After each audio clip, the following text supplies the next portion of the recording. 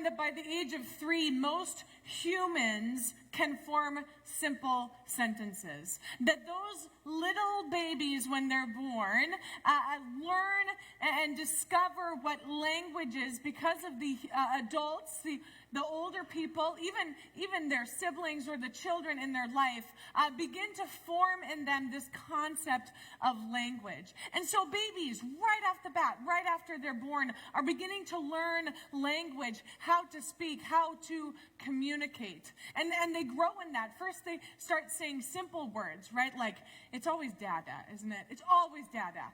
And then it's ball, and then it's cat, and then it's mom, because that's just how they do it.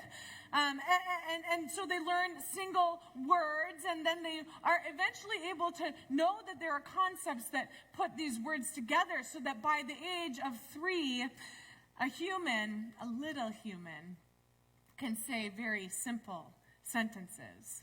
And then after that, it keeps growing. It was when I was a freshman in my English class that I suppose I began to grow in my understanding that sentence structure and form are the things that I have been living in. And then I discovered in that freshman English class that English is a very, very complicated language. It's like learning about what you already know how to do. I knew how to speak in English. I knew how to create a sentence because it was modeled for me again and again and again. But when I was in the process of learning these things, when I was in the process of putting names to these things that were previously just a way of doing and being in my life, speaking and hearing, when I started to actually discover the form, give it some concrete evidence, everything became kind of a jumbled bit of confusion for me. I'm still not quite sure if I can identify an adverb or a conjunction or an adjective or a preposition in a sentence. I actually did research this week to try and figure out if I could do it. I can't. And so if you are an English teacher or you were an English major or would you come help a girl out? That'd be great.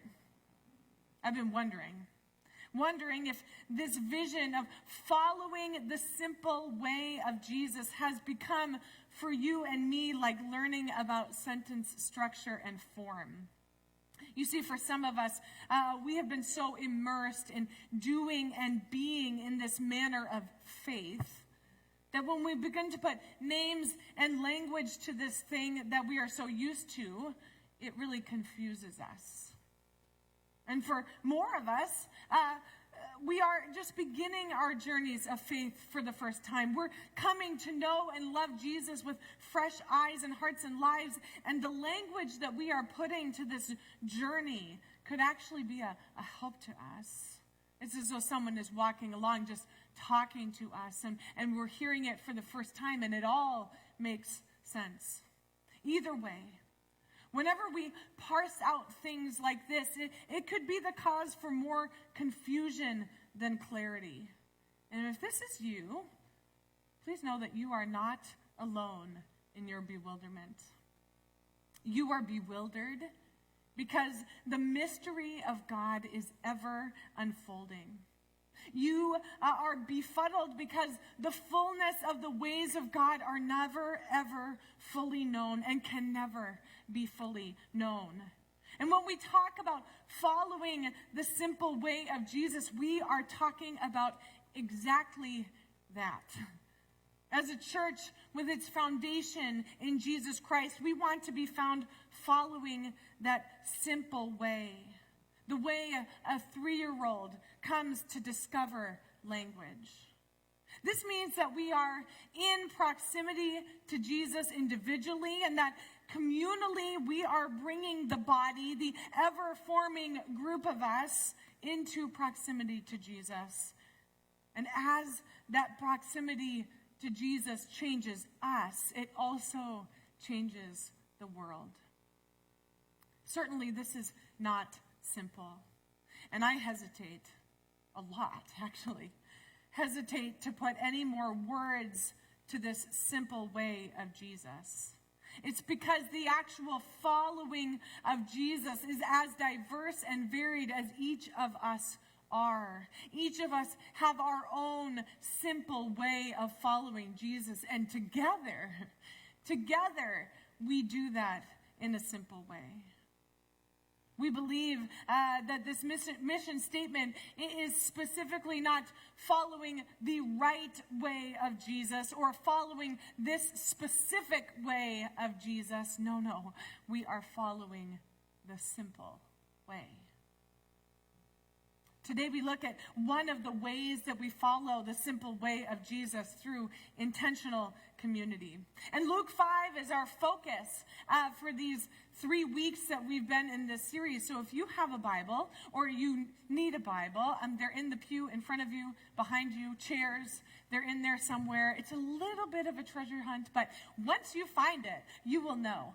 So we've been hanging out in Luke chapter 5, and we will look at the story of Jesus healing the paralyzed man. We're going to start Luke 5, starting in verse 17.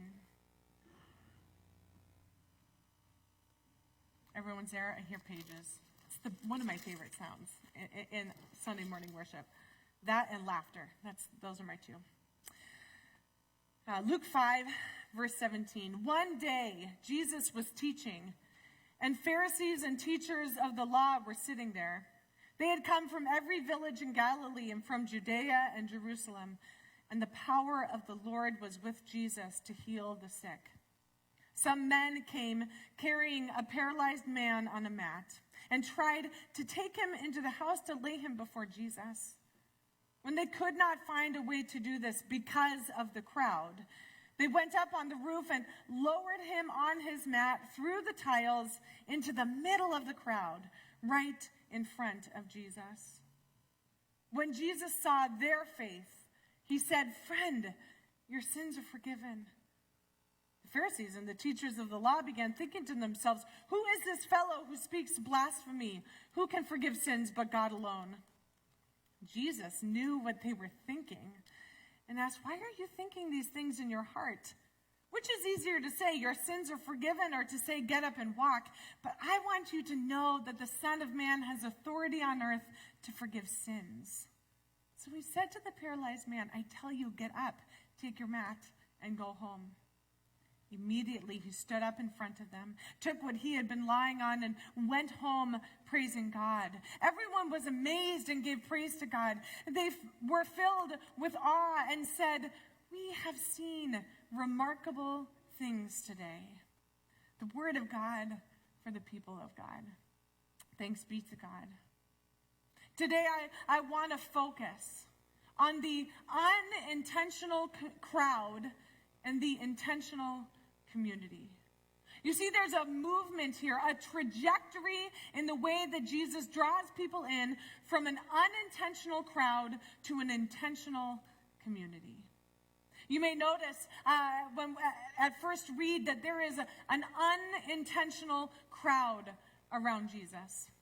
I appreciate the nuance that Luke here includes. That the religious elite, these Pharisees and teachers of the law, had gathered around, but they were just happened to be sitting there right where Jesus was. That's probably not true. They were probably seeking Jesus out. But Luke is painting a picture here. These people were just happened to be right there near Jesus. Other people were around Jesus. They were probably drawn in by what he was saying, or they just noticed that there was some commotion happening in the home, and they decided to stick around and see what was happening. Perhaps it was their entertainment for the afternoon. Either way, this crowd didn't gather intentionally. Something was calling for their attention, and they wanted to notice. Being a part of this crowd didn't require much from the members, just a simple glance and maybe a few shuffles over just to see what was happening with Jesus. I think we like being a part of a crowd. Especially these days where we haven't been a part of crowds for like 18 months, or maybe if you're a little hermit crab, like 3 years. If you've never been in a crowd for very long, it feels so good to be back with people, right? There's something exciting and energizing and compelling about a large group of people. I do wonder if this is true for extroverts and introverts. Is it true, introverts? Is it okay to be, okay. It's okay to be a part of a crowd? Yeah? Okay, not for very long. You have your moments and then you got to go. That's fine. God made you that way. Yeah, just talk to her. Okay. So even for introverts, being in a crowd, there's something about it.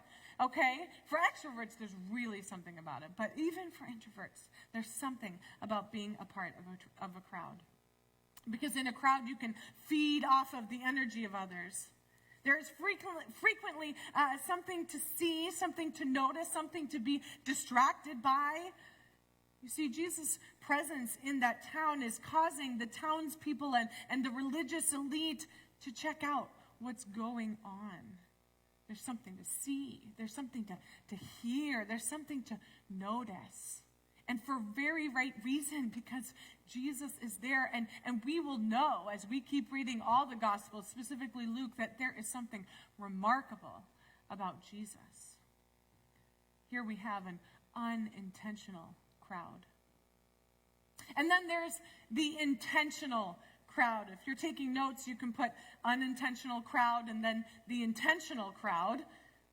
This crowd has come together for a purpose. You see, they've purchased the tickets. They've set the date in their calendar. They've made plans. They've promoted the gathering. Maybe they've even done some of the work to make the gathering of a crowd possible.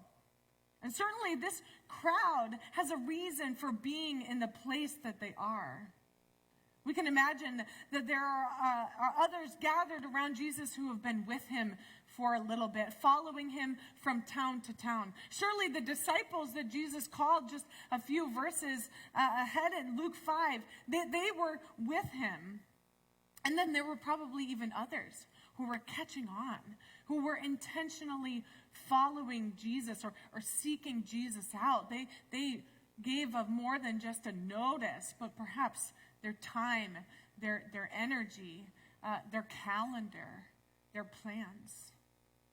These members of the intentional crowd have invested something of their lives with Jesus. They share a common value in what Jesus is saying to them. Even if they don't understand it, they value it.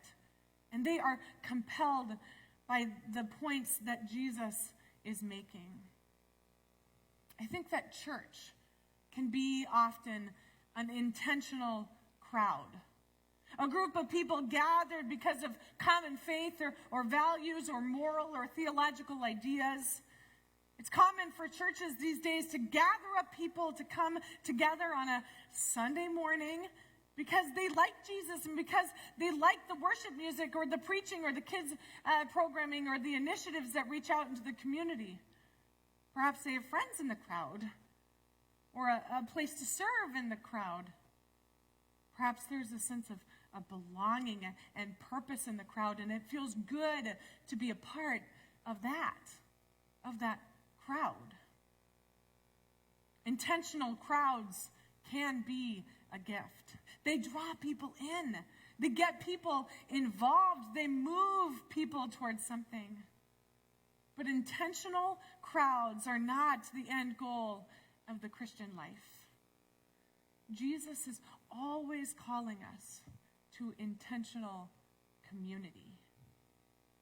Intentional community is modeled by this group of friends that bring their paralyzed friend to Jesus. Through the unintentional crowd, even through the intentional crowd, they make a way to get close enough to Jesus.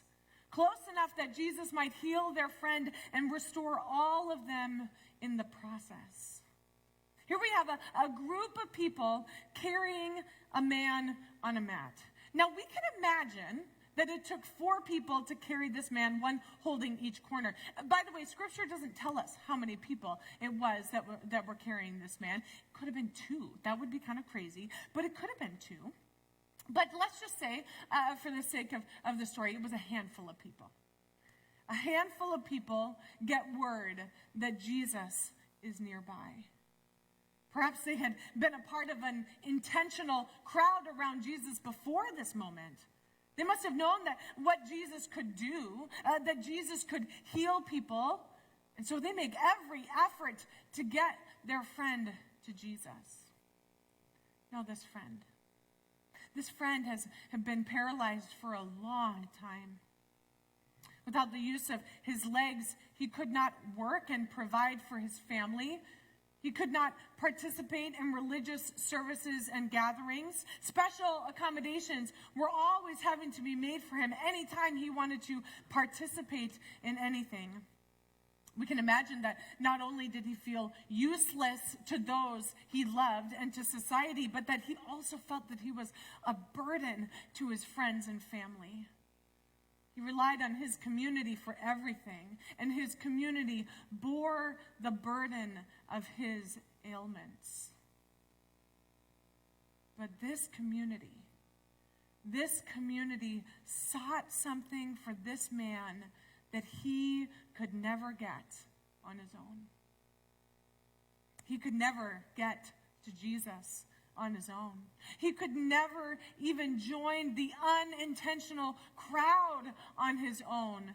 His community, his friends, they bore the burden of this man's useless legs all the way into proximity to Jesus. When Jesus notices what is happening, he responds quite specifically. You can imagine the scene. Perhaps if you were there, it'd be kind of surprising, right? All these people around Jesus, they're all kind of pressing close, this intentional crowd, and then probably behind them is the unintentional crowd. And all of a sudden, Jesus notices like chunks falling on him. This is kind of a mess. And he can tell that something is happening above him. And then he looks up and notices, there's a hole in the ceiling. And there, after a while, I'm sure, because you have to make the hole big enough to put a whole human through, a person comes down on a mat. I can imagine that Jesus isn't just continuing to teach. Like, he took his time to watch what was happening. It also doesn't say that Jesus got through and was like helping them break through the roof. No, Jesus just stood still and waited. Notice in verse 20, when the man is finally lowered in front of him, it says that Jesus saw their faith. That's a plural word there. Their faith. See, sentence structure, it's coming in handy. Their faith. Not the man's faith, not the crowd's faith. He saw their faith, the friend's faith. This is intentional community. Intentional community carries others. If you're taking notes, you can write that down. Intentional community carries others. When we find ourselves in this kind of community, we notice ourselves taking turns being carried and carrying. There are times when individuals' bodies or minds or souls or even their faith is paralyzed. They are unable to function as they hoped they could. Situations or circumstances have left them incapable of living their fullest self. Perhaps you have experienced, or maybe you are experiencing right now, a time when even a part of yourself is paralyzed, unable to function as you would hope it could. When these seasons of paralysis hit, it is the joyful work of an intentional community to carry that person towards Jesus. It also takes a willingness to be carried. No one wants to be the one that is carried, but it is precisely those who have been carried, who've experienced being cared for in a community, who have known this even in their bones, that long to be a part of a community like this and look forward to taking their turn to carry. Intentional community carries others, and intentional community breaks through barriers. and they specifically break through barriers to Jesus. When it seems as though there is something in the way, an intentional community dismantles the obstacles that hinder the way to Jesus.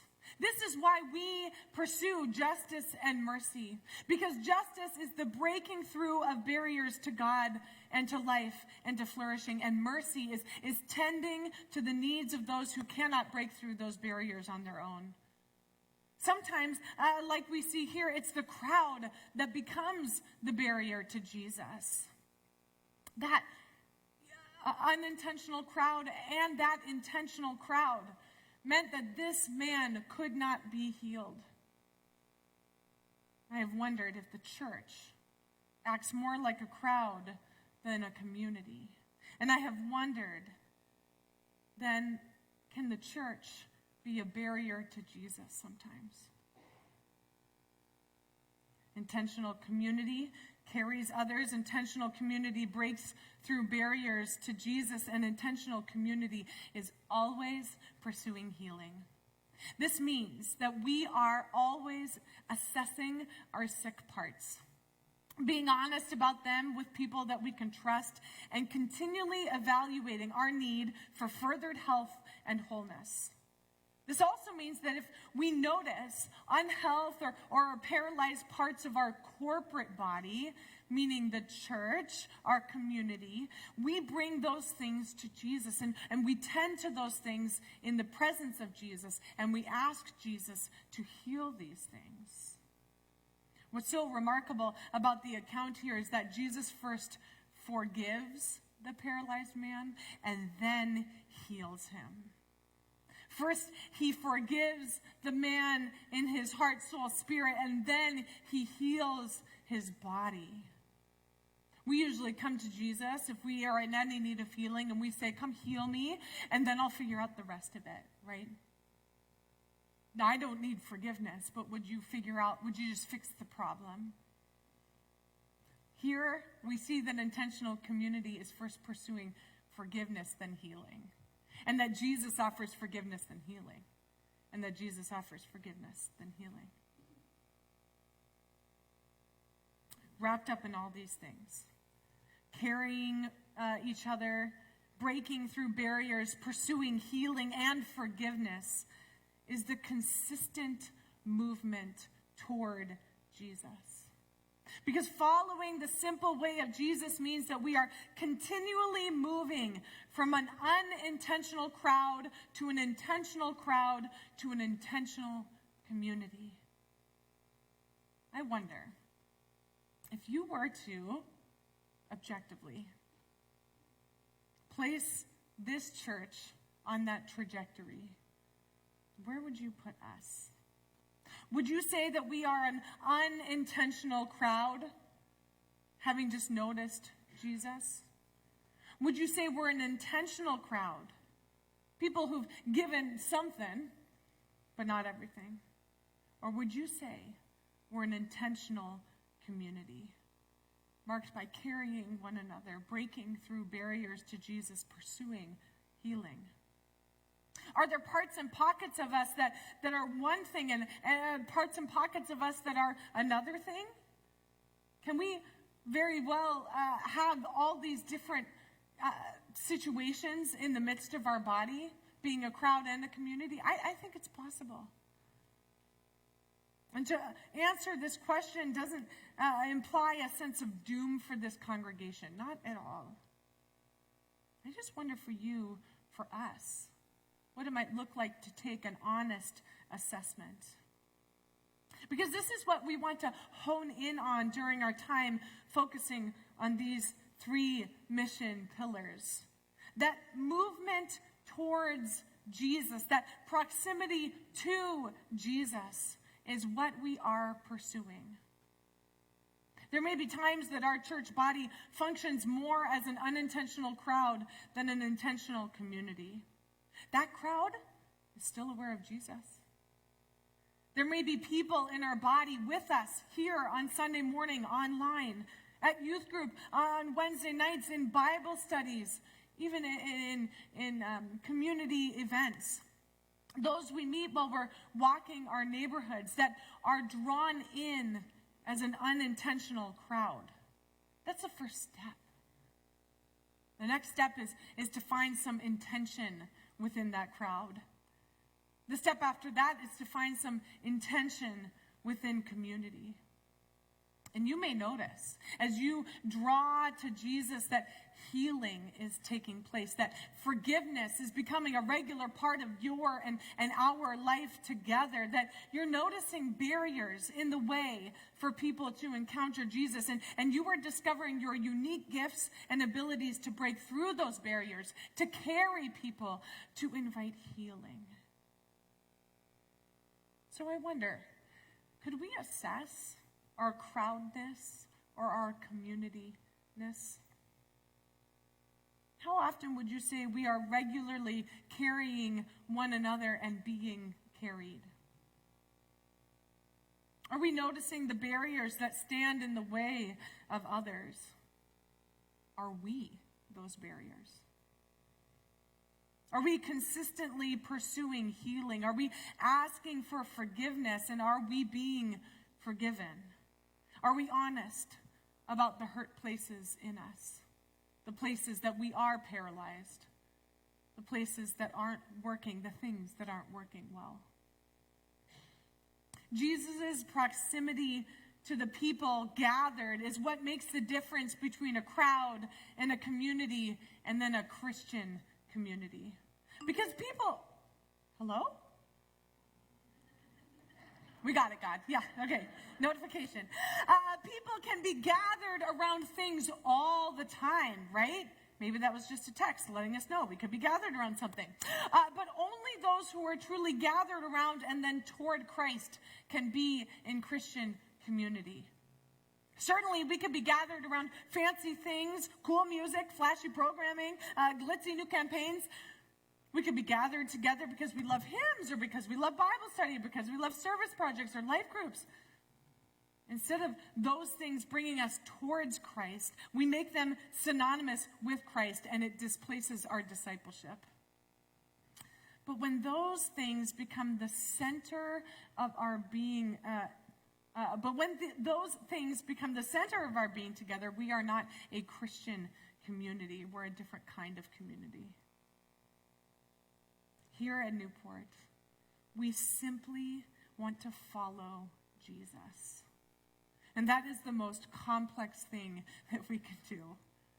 Simply following Jesus means that we are pursuing proximity to Jesus, and we're doing that individually, we're doing that corporately, together, congregationally, and we're doing that beyond, out there. Meaning that out there, we are even trying to draw close to Jesus. That feels crazy, but it's true. Simply following Jesus means that we are consistently moving along with Jesus and towards Jesus.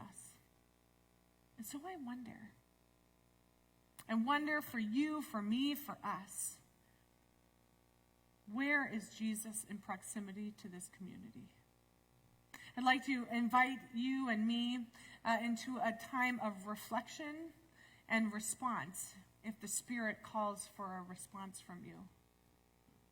There are two questions that will direct our time as we enter into this reflection. Where is Jesus in proximity to this community? Or a different way of asking, where is this community in proximity to Jesus? And then the next question, what simple change are we being invited to? I invite you to just take a moment to assess that. Perhaps a picture is coming to your mind. Perhaps a graph, an analysis of this is coming to your mind. I ask that you use the gifts that God has given you, the brain, the heart, the mind, the body, that God has given you to reflect on this. This is not just a mind thing, it's a whole body thing. Where is Jesus in proximity to this community? Or where is this community in proximity to Jesus? And then, what simple change are we being invited to? Let us go to Jesus with this question.